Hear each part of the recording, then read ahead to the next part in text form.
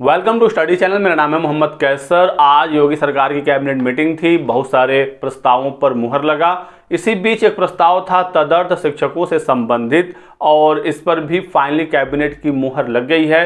क्या था इसमें मैं आपको बताऊंगा इस वीडियो में। बहुत सारे स्टूडेंट जो छात्र हैं, जो तदर्थ शिक्षक हैं, वो कंफ्यूज हो रहे हैं। टीजीटी पीजीटी वाले अभ्यर्थियों पर इसका क्या प्रभाव पड़ेगा, तो इसी मुद्दे पर बात करेंगे। बिल्कुल एक शॉर्ट वीडियो में लास्ट तक बने रहिएगा। तो दोस्तों, उत्तर प्रदेश में काफ़ी लंबे समय से तदर्थ शिक्षक काम कर रहे थे। वो माध्यमिक विद्यालयों में पढ़ा रहे थे। तदर्थ शिक्षकों को आप ऐसे समझ सकते हैं कि मान लीजिए आप उनको संविदा के शिक्षक, जो काफ़ी समय से वो नियुक्त थे अपने पद पर, टीजीटी के पद पर, कुछ पीजीटी के पद पर, ठीक है। लेकिन 2016 में एक मामला चला गया सुप्रीम कोर्ट में, जिसमें ये अपील की गई थी, याचिका ये थी कि ये जो तदर्थ शिक्षक हैं इनकी नियुक्तियां अवैध हैं, इनको हटाया जाए और इन पदों पर फ्रेश भर्ती निकाली जाए, जिसमें जो अभ्यर्थी हैं, तैयारी करने वाले, जो कंपटीशन बीट करके नौकरी चाहते हैं, इन पदों पर ऐसी भर्ती निकाली जाए। काफ़ी लंबी बहस हुई, सुनवाई हुई। फाइनली सुप्रीम कोर्ट ने कहा कि इन अभ्यर्थियों को यानी तदर्थ शिक्षकों को कंपटीशन से गुजरना होगा। और 2021 की जो टीजीटी पीजीटी भर्ती हुई थी, इसमें तदर्थ शिक्षकों को शामिल होने के लिए कहा गया था। सुप्रीम कोर्ट ने कहा था कि जो इसमें शामिल होंगे, जो परीक्षा पास करेंगे, वही अपने पद पर बने रह सकते हैं, नहीं तो इनको निकाल दिया जाएगा।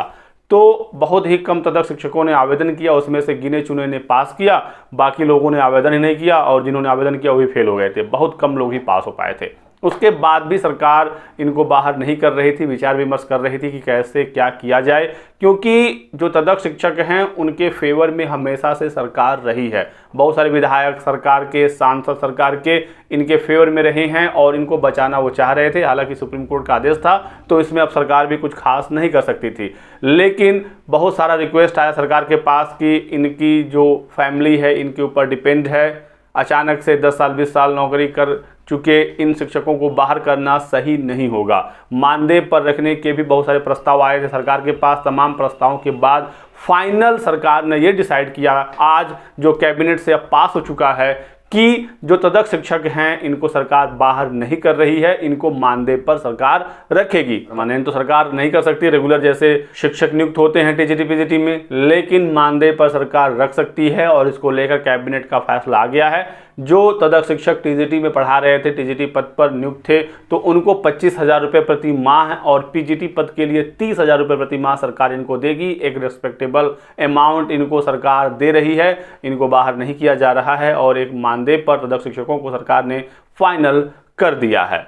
अब इससे तदर्थ शिक्षकों में खुशी है कि वो पद से अपने नहीं हटाए जाएंगे और एक ठीक ठाक अमाउंट उनको मिलेगा भी। ऐसा नहीं है कि शिक्षा मित्रों जैसे 10,000 8,000 में इनको रखा जा रहा है। शिक्षा मित्रों के फेवर में सरकार नहीं थी, उनकी नौकरी भी गई और उनको अच्छा अमाउंट भी, अच्छी मानदेय भी नहीं मिलती है। लेकिन तदर्थ शिक्षकों को लेकर सरकार मेहरबान थी और सरकार यदि जो चीज़ चाहती है किसी न किसी तरीके से वो कर लेते हैं, ठीक है।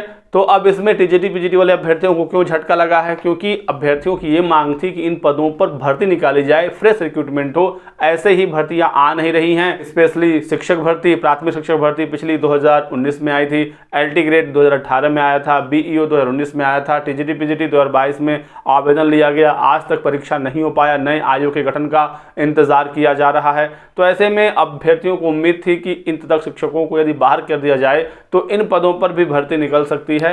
तो ऐसे में नई भर्ती का जो इंतज़ार कर रहे थे उनको झटका लगा है। इन पदों पर नई भर्ती नहीं होगी, नई भर्ती अगर सरकार को निकालनी होगी तो वो फिर नए पद होंगे जो सृजित किए जाएंगे। हालांकि अच्छे खासे नए पद भी हैं उत्तर प्रदेश में और उस पर सरकार को भर्ती करने की आवश्यकता है। पहले 2022 वाली भर्ती को क्लियर किया जाए और फिर एक बड़ी भर्ती नई सरकार चाहे तो निकाल सकती है। लेकिन तदर्थ शिक्षकों के पद को अब नई भर्ती से नहीं भरा जाएगा। तो यही कुछ इंपॉर्टेंट जानकारी थी। वीडियो को लाइक कर दीजिएगा, चैनल को सब्सक्राइब कर लें और हमारे साथ बने रहें। Thanks for watching.